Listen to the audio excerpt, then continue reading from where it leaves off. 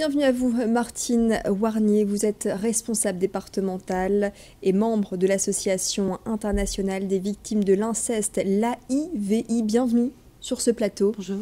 Vous êtes ici pour nous parler d'un amendement qui a été proposé en mars, qui a été rejeté et que de nouveau vous proposez, vous présentez devant l'Assemblée nationale. Expliquez-moi un peu en quoi consiste cet amendement. Alors, en fait, c'est un amendement qui devait être déposé par deux sénatrices du Parti socialiste au Sénat dans le cadre de la loi sur la protection de l'enfance. Et ces amendements ont été rejetés par des sénateurs UMP, y compris par le gouvernement. Bernard Roman, que nous avions rencontré à plusieurs reprises, député de la première circonscription du Nord, était donc informé de cette volonté de voir intégrer l'inceste dans le code pénal et avait promis de s'en occuper. Donc là, pour la lecture, pour l'étude de la loi donc sur la protection de l'enfance qui va débuter le 5 mai à l'Assemblée nationale, Bernard Roman donc a tenu sa promesse et donc devrait proposer cet amendement à l'Assemblée nationale. Alors concrètement, vous réclamez le fait que l'inceste figure dans le code pénal. Ce n'est pas le cas actuellement? Non. Alors aujourd'hui, l'inceste n'existe pas dans le code pénal. Ce qui est interdit aujourd'hui, c'est le mariage incestueux. Mais l'inceste en tant que tel n'existe pas dans le code pénal. Comment on peut expliquer ça, que le code pénal ne prenne pas en compte l'inceste? Pourtant, c'est un acte qui est puni par la loi? Alors il est puni par la loi, mais pas en tant que tel.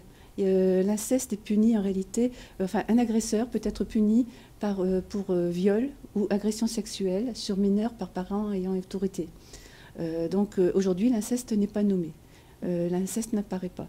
Or, nous pensons, l'AIVI et les 2 millions de victimes de l'inceste, selon un sondage qui a été réalisé, pensent que l'inceste doit être intégré dans le code pénal, parce qu'aujourd'hui, dans notre société, l'inceste est un tabou.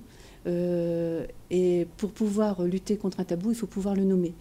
Par ailleurs, l'inceste doit être un interdit. Pour qu'il soit interdit, qui mieux que la République, par le biais de sa loi, pose cet interdit.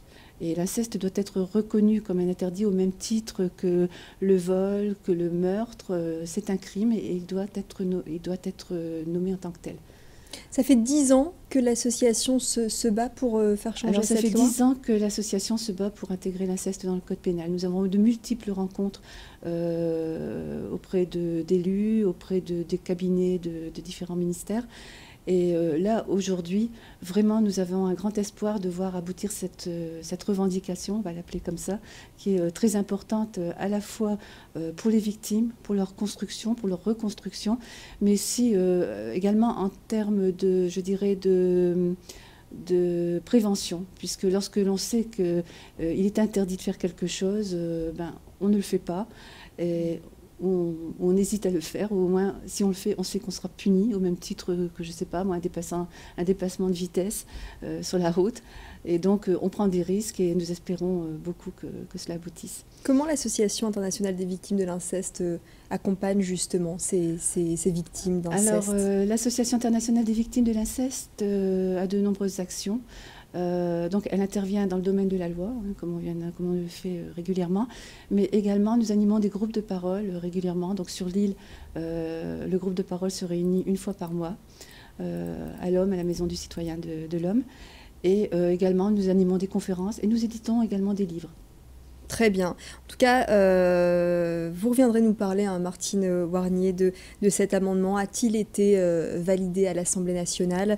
La réponse, donc, vous m'avez dit, ce sera... À partir du 5 mai jusqu'au 12 mai, je pense. D'accord, courant du mois de mai. Merci beaucoup, en tout cas, de nous avoir éclairé sur cette partie du code pénal en rapport donc avec ce thème de l'inceste. Merci.